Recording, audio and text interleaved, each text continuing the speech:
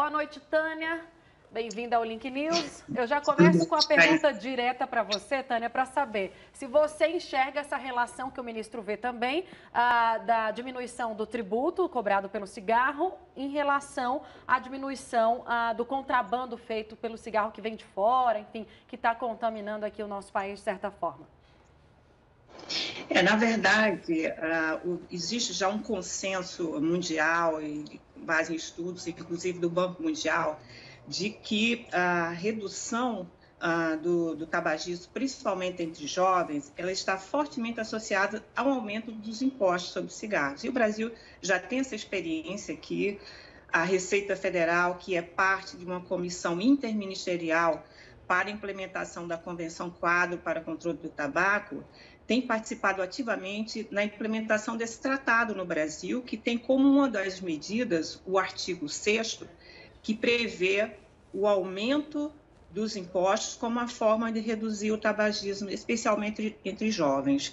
Isso aconteceu no Brasil. Claro que a questão do mercado ilegal é uma questão que está presente. Ela tem crescido esse consumo, principalmente nas populações de menor renda e escolaridade. Por isso, o próprio tratado ele tem também um artigo que trata de ações de cooperação internacional para coibir o mercado ilegal de cigarros, que está muito mais atrelado a uma questão de crime organizado do que uma questão de diferença de impostos. O Brasil, por exemplo, no início da década de 2000, a Receita Federal chegou a, inclusive, baixar impostos sobre cigarros. E o que aconteceu? Houve diminuição de arrecadação e o contrabando ele continua a crescer, mostrando que não há essa relação de causa e efeito. Tânia, eu queria saber agora de você, como é que é a relação do contrabando com as empresas de tabagismo? Porque o contrabando, em algumas áreas no mercado, ele funciona como um parasita que destrói aquele produto legal, mas em outras ele, entre aspas, auxilia o mercado legal. Eu queria que você explicasse como é que funciona nesse mercado do tabagismo a participação do contrabando, porque eu não vejo muitas empresas preocupadas com esse contrabando. Na verdade, o que a gente vê é que hoje, pelo menos no Brasil, o contrabando ele está ligado a práticas de crime organizados, a milícias, e as empresas têm dito, né, que realmente estão preocupadas com essa questão do contrabando, porque vem abocanhando fatias de mercado, do mercado legal. Mas, na prática, a proposta que as empresas vêm fazendo é uma proposta que apenas beneficia as empresas, redução do imposto. A redução do imposto aumenta o lucro dessas empresas, que já é exorbitante, e aumenta o prejuízo que o Brasil tem com o consumo, inclusive do mercado legal. O estudo do Instituto Nacional do Câncer, que aconteceu em 2017, mostrou que a cada ano, o Brasil gasta quase 57 bilhões de reais, com tratamento de doenças causadas pelo tabagismo. E a arrecadação ela não chega a 13 bilhões. Então, existe um gap enorme e se você baixa um imposto, você vai aumentar o gap desse prejuízo muito maior que toda a sociedade brasileira paga, né? Todas as pessoas, fumantes ou não fumantes, terminam pagando. Então, as empresas sempre propõem, sempre que tem alguma medida para reduzir o tabagismo, elas tentam desaconselhar o governo, isso não é só aqui no Brasil, em todos os países, elas tentam desaconselhar os governos com a alegação de que isso vai aumentar o mercado ilegal.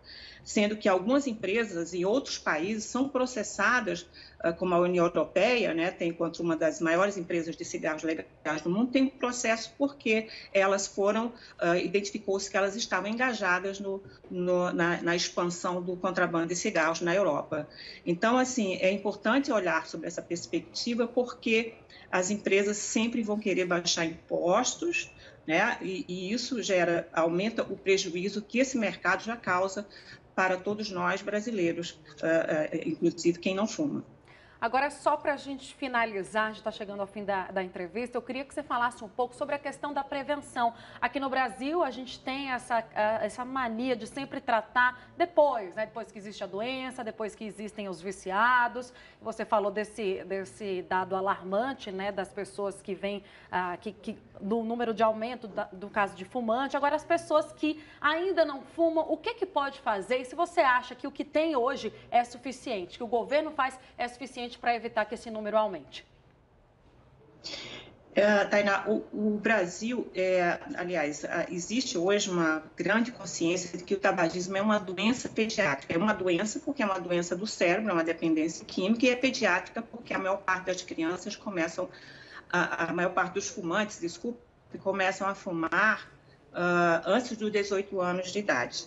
Então, o que acontece? As medidas que hoje precisam ser adotadas para a prevenção, elas precisam coibir as práticas de mercado que tem como alvo essas crianças. Então, a gente olha, por exemplo, as embalagens cada dia mais bonitas, mais bem posicionadas em pontos de venda, sempre ao lado de balas e chicletes. Isso precisa acabar no Brasil.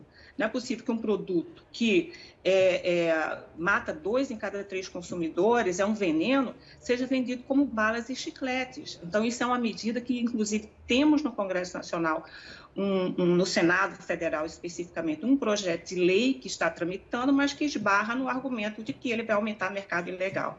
E é uma das medidas mais eficientes para prevenir a iniciação de jovens no tabagismo, assim como a proibição do uso de sabores nos cigarros, né? A gente sabe que o sabor, o aditivo que dá sabor, ele tem como objetivo tirar o gosto ruim do cigarro e facilitar a iniciação de crianças e adolescentes, porque o primeiro contato com o cigarro é horrível, então é preciso amenizar esse primeiro contato para que a dependência da nicotina se instale e mantenha aquela criança no consumo.